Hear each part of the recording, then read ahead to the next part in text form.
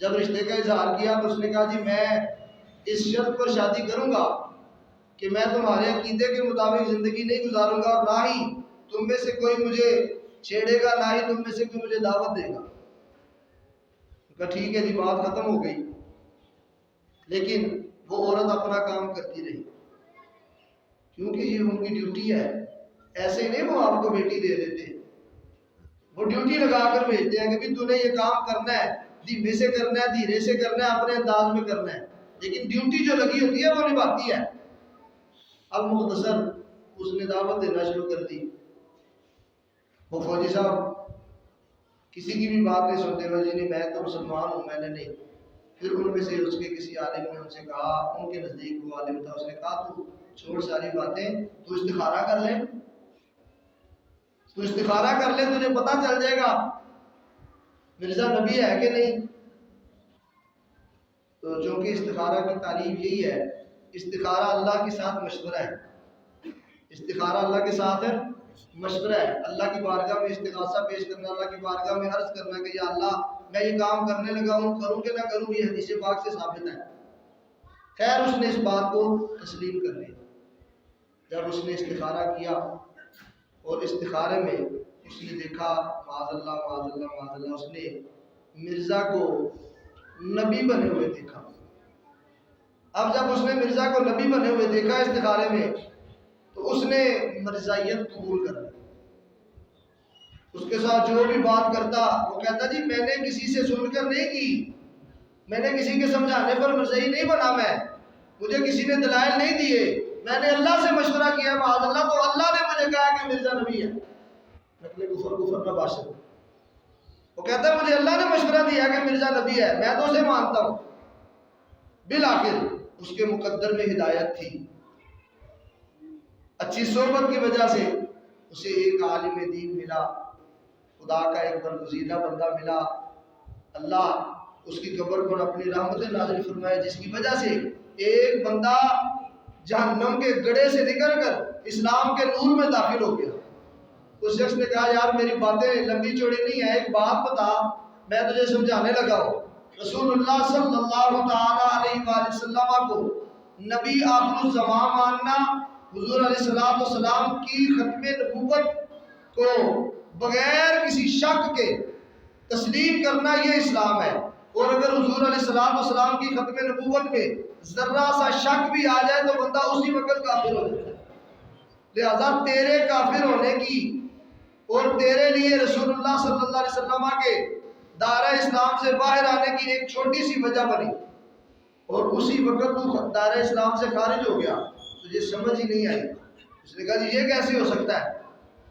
اس عالم دین نے فرمایا میرے بھائی، جب تجھے یہ کہا گیا کہ تو استخارہ کر، جب تجھے یہ کہا گیا کہ تو اللہ سے مشورہ کر، جب تجھے یہ کہا گیا کہ میری بات نہ مان، اپنے رب کی بارگاہ میں عرض کر، تو اگر پکا سچا مسلمان ہوتا تو تو اسے کہتا جی مجھے اللہ سے مشورہ کرنے کی ضرورت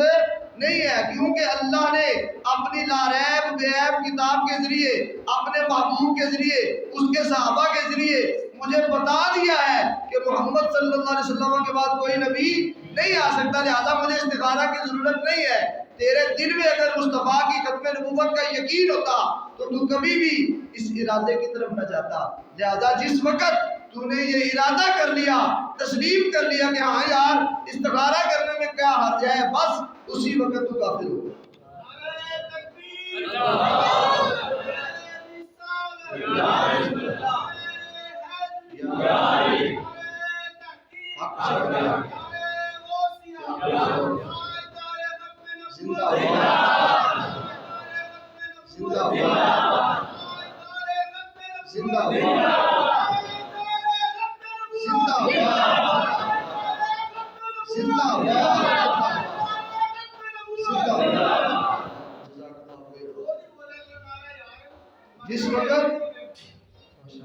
جس وقت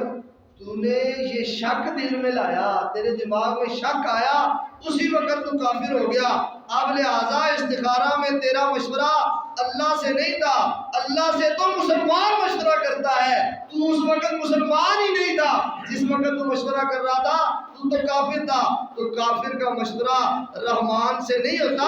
بلکہ کافر کا مشورہ شیطان سے ہوتا ہے، اور شیطان نے تجھے مشورہ دیا کہ غلام محمد قادیانی نبی ہے، یہ شیطان کا حکم تھا، رحمان کا حکم نہیں تھا۔ رحمان کا حکم یہ ہے وَلَٰكِن رسول اللہ وخاتم النبیین، رحمان کا حکم یہ ہے۔ لہذا دوستو، بزرگوں، میرے بھائیوں، یقین مانیے ان لوگوں کی کسی طرح کی بھی صحبت، کسی طرح کی بھی صحبت آپ کے ایمان کو ضائع کرے، کسی بھی طرح کی صحبت ہے، چاہے آپ موٹر سائیکل پر ان سے ہاتھ دے کر لفٹ لیتے ہیں، یہ بھی آپ کے ایمان کو ضائع کرے، چاہے آپ کھڑے ہیں، آپ موٹر سائیکل پہ آ رہے ہیں، کوئی قادیانی کھڑا ہے، مرزائی کھڑا ہے، آپ اسے جانتے ہیں، آپ اسے کہتے ہیں آجا بیٹھ جا، گھر ہی جانا ہے، میں تجھے لے جاؤں گا، اتنی سی صحبت بھی آپ کا ایمان ضائع کر دے گی۔ آپ نے دائیں بائیں ڈھونڈیے، جن کا نہیں پتا ان کی نشانیاں میں نے عرض کی ہیں، اور جن کا پتہ ہے جب پتہ چل گیا ہے تو پھر ان کے ساتھ کسی قسم کا بھی تعلق مومن کے لیے، جب وہ آپ کو مومن نہیں مانتے، وہ کافر ہو کر آپ کو معاذ اللہ مسلمان نہیں سمجھتے، تو پھر آپ مسلمان ہو کر ان کو اپنا دوست کیوں بناتے ہیں؟ خالق کائنات کی بارگاہ میں دعا ہے رب العزت ہمیں اس کی سمجھ عطا فرمائے، اور اسی عقیدے ختم نبوت پر ہمیں جینا مرنا نصیب فرمائے، آمین وما علیہ